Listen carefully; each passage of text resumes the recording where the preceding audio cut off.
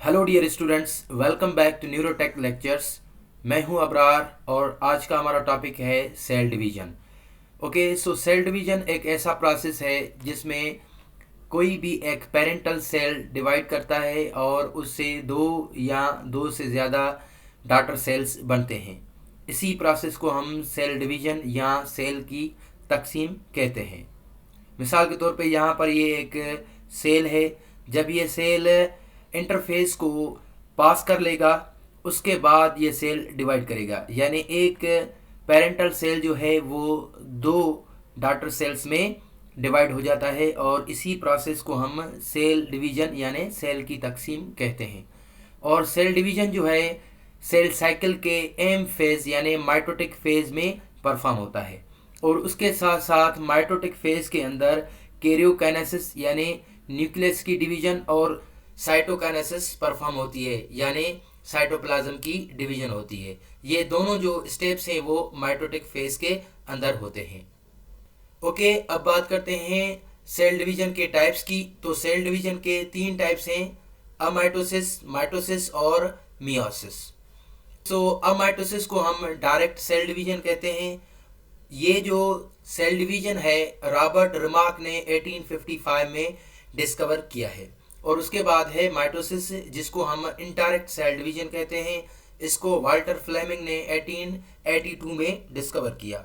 और उसके बाद है मियोसिस जिसको हम रिडक्शनल सेल डिवीजन कहते हैं, क्योंकि इसके अंदर क्रोमोसोम्स का जो नंबर है वो हाफ हो जाता है। और इसको फार्मर और मूर ने 1905 में डिस्कवर किया था। आज हम इस लेक्चर में अमाइटोसिस को डिस्कस करेंगे। अमाइटोसिस ग्रीक वर्ड्स का बना है। अ मीन्स विदाउट और माइटोज यानी थ्रेड। अमाइटोसिस एक ऐसा सेल डिवीजन है जिसमें स्पिंडल फॉर्मेशन नहीं होती, यानी it is a without formation of the spindle fibres. इसी वजह से ही हम इसको डायरेक्ट सेल डिवीजन कहते हैं, क्योंकि इसमें स्पिंडल फॉर्मेशन नहीं होती। और it is opposed to mitosis. और ये जो माइटोसिस है उसके अपोजिट में है। वो उसके लिए क्योंकि माइटोसिस के अंदर थ्रेड फॉर्मेशन या स्पिंडल फॉर्मेशन होती है। ओके, उसके बाद हम बात करेंगे अकरेंस की। तो कौन से सेल्स हैं या ऑर्गेनिज्म हैं जो कि अमाइटोसिस परफॉर्म करते हैं। सो मेनली जो यूनिसेलर होते हैं, एक सेल के बने हुए लिविंग ऑर्गेनिज्म होते हैं, उनके अंदर अमाइटोसिस होती है, जैसे कि प्रोकैरियोटिक ऑर्गेनिज्म। और प्रोकैरियोटिक ऑर्गेनिज्म ऐसे हैं जिनमें ट्रू न्यूक्लियस नहीं होता, और इसका एग्जांपल है साइनोबैक्टीरिया और बैक्टीरिया। और उसके साथ साथ यूकैरियोटिक सेल्स होते हैं, वो भी एमाटोसिस से डिवाइड करते हैं। मिसाल के तौर पे यीस्ट सेल्स हो गए, और उसके साथ साथ endosperm sales of the plants and old tissue cells, और उसके साथ साथ डिजीज्ड सेल्स जैसे कि कैंसरस और ट्यूमर सेल्स इसमें आ जाते हैं।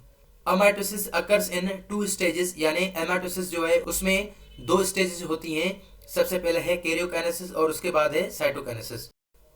अब हम न्यूक्लियर डिवीजन की बात करते हैं जिसको हम कैरियोकाइनेसिस कहते हैं। सबसे पहले क्या होगा कि जो न्यूक्लियस है वो इलांगेट हो जाएगा, बड़ा हो जाएगा। मिसाल के तौर पे ये जो एक सेल है, ठीक है, ये जब डिवाइड करेगा तो इसका जो न्यूक्लियस है वो इस तरह से कुछ हो जाएगा, यानी इलांगेट कर जाएगा। और ये एक शेप बनाएगा जिसको हम कहते हैं क्या, डम्बेल शेप। यानी ये जो शेप है ये डम्बेल शेप है।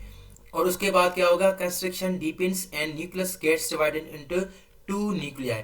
यानी यहाँ पर जो ये कंस्ट्रक्शन है, ठीक है, यानी एक डिप्रेशन है, ये क्या होगा, ये फर्दर डीपन हो जाएगा, यानी ज्यादा हो जाएगा। एज अ रिजल्ट ये जो न्यूक्लियस है वो दो न्यूक्लियस में डिवाइड हो जाएगा विदाउट स्पिंडल फॉर्मेशन, यानी यहाँ पर स्पिंडल फॉर्मेशन नहीं होती।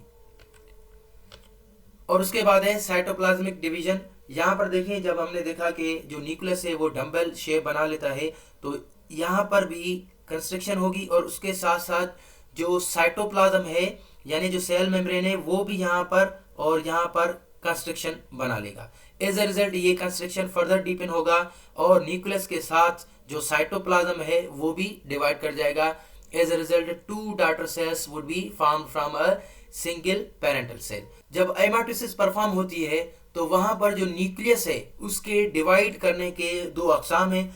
एक है न्यूक्लियर बडिंग और दूसरा है न्यूक्लियर फ्रेगमेंटेशन।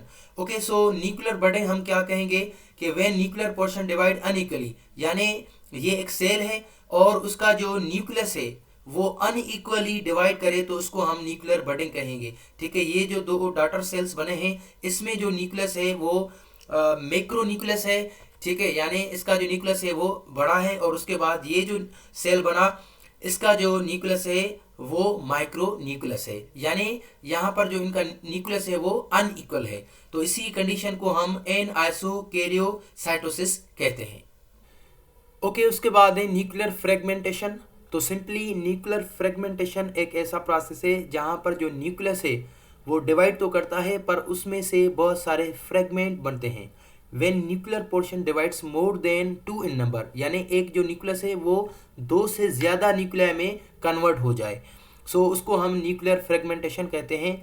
देखें अब यहाँ पर ये जो एक न्यूक्लियस है उसमें से बहुत सारे फ्रेगमेंट्स बनेंगे। एज अ रिजल्ट जो डॉटर सेल्स होंगे उनमें जो न्यूक्लियस की तादाद है वो ज़्यादा होगी, और यहाँ पर जो सेल्स बने उनको हम कहते हैं पॉलीकैरियोसाइट्स। पॉली यानी मेनी, कैरियन यानी न्यूक्लियस, साइट्स यानी सेल्स, यानी ऐसे सेल्स जिनके अंदर जो न्यूक्लिया है वो 2 से ज़्यादा है। So simply this is the nuclear fragmentation. So this was lecture for today. Inshallah we will discuss the mitosis in next lecture.